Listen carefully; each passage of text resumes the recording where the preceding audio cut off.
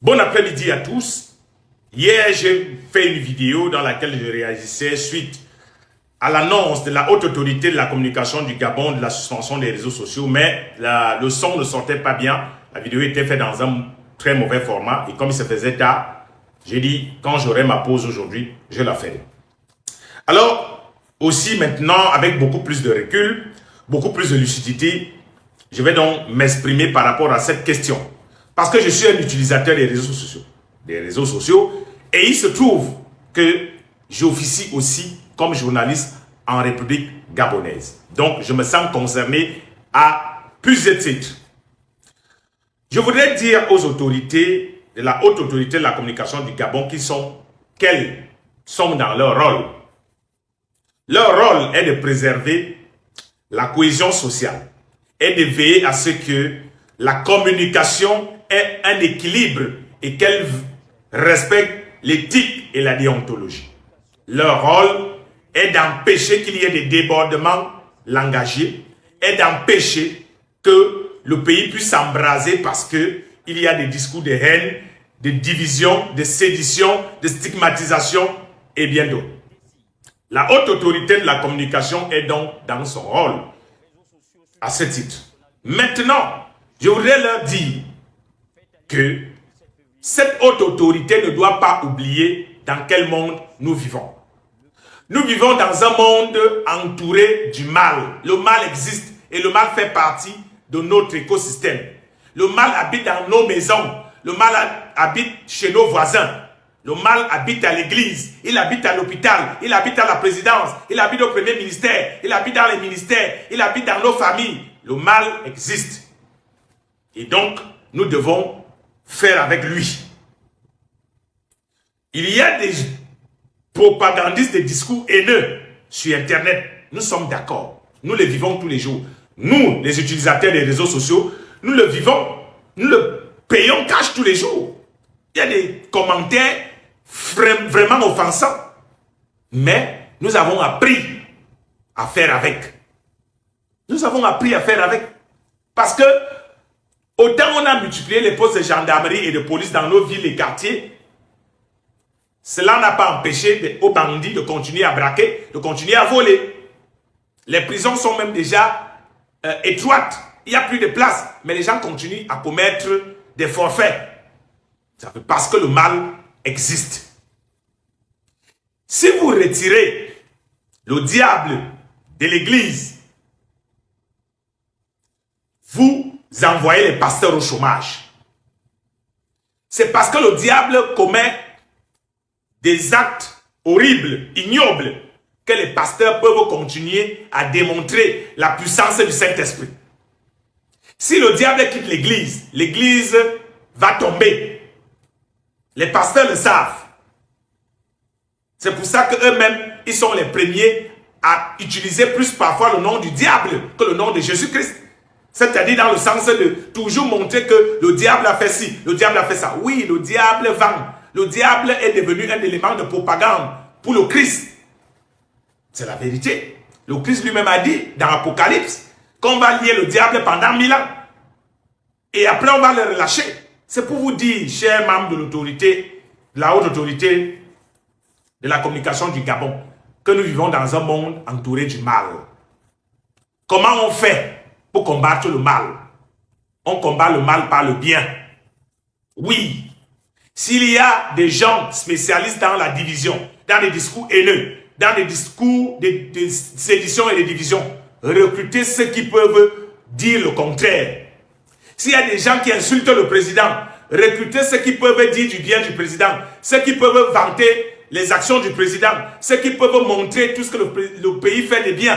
S'il y a des gens qui ne voient que le mal, dans mon pays, le Cameroun, au continent là-bas, il y a des activistes là-bas, que eux, ils ne savent pas qu'il y a quelque chose de bien qui peut sortir du Cameroun. Pour eux, le Cameroun, c'est l'expression du mal. Pourtant, il y en a aussi là-bas, et je fais partie de ceux-là, qui pensent que non, nulle part dans ce monde, on ne peut voir que du mauvais. Il y a aussi du bon. Et nous avons décidé de leur montrer le bon côté. Alors, chaque situation de crise doit pouvoir créer une opportunité pour les sans-emploi. S'il y a des gens qui sont manipulés peut-être par des opposants, vous créez ceux qui sont manipulés par les proposants. Les opposants doivent avoir en face d'eux les proposants. L'opposition doit avoir en face d'elle la juxtaposition. Oui, le monde criminel crée des forces de l'ordre et de sécurité. S'il y a absence des éléments de la police, on organise un concours pour les recruter. Ça fait des opportunités d'emploi pour les chômeurs. Chaque crise doit accoucher des opportunités. Les Américains sont ce qu'ils sont aujourd'hui pour avoir profité de la guerre, première et deuxième guerre mondiale. Ils sont venus avec leur fameux plan Marshall qui a fait d'eux, ils sont passés devant tout le monde.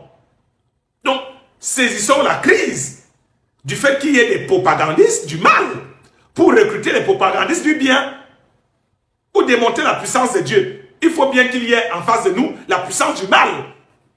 Ah oui, c'est de ça qu'il s'agit. Donc, que de fuir, que de nous retrancher à réduire les gens au silence. Démontrons aux gens qu'il y en a qui pensent autrement, qu'il y en a qui peuvent leur démontrer que le gouvernement fait des efforts. Moi, je ne suis pas favorable à la fuite. Je ne suis pas favorable à ceux qui fuient le débat, à ceux qui fuient la contradiction. Nous sommes dans un monde bipolaire. Il y a le bien et le mal. Les deux cheminent ensemble. C'est Dieu lui-même qui a dit que nous allons laisser le blé et l'ivraie grandir ensemble. Et le moment venu, on va couper l'ivraie et on va laisser le blé. On ne peut pas faire autrement. Sur la toile, il y a toujours des gens qui nous insultent. Moi, sur ma page, les gens m'insultent tous les jours. Mais j'ai fait avec. J'ai fait comment? J'ai disparu alors. Je m'en vais pleurer parce que les gens m'insultent. J'ai fermé ma page. Mon frère, fermer, c'est fuir. C'est un aveu d'échec. Fermer les réseaux sociaux, je vais vous le dire. Pour moi, c'est un aveu d'échec. C'est de laisser croire que les gens là ont raison. Non. Il y a des arguments à leur opposer.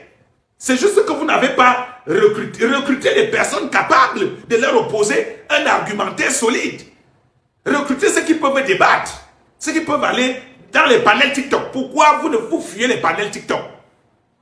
Envoyez vos gens pour qui vous payez de l'argent là-bas dans la haute autorité de la communication, la présidence et tout. Débattre dans les panels TikTok. Ne fuyez pas. La nature a horreur du vide. Si vous fuyez le débat, s'installe le doute.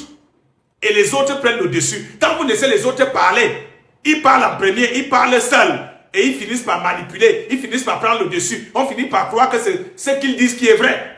C'est comme ça que nous autres, on a opposé à ce que j'appelle dans mon pays les talibans un autre récit, une autre opinion, un autre point de vue, pour qu'ils ne pensent pas qu'ils sont les seuls au monde à détenir une partie de la vérité.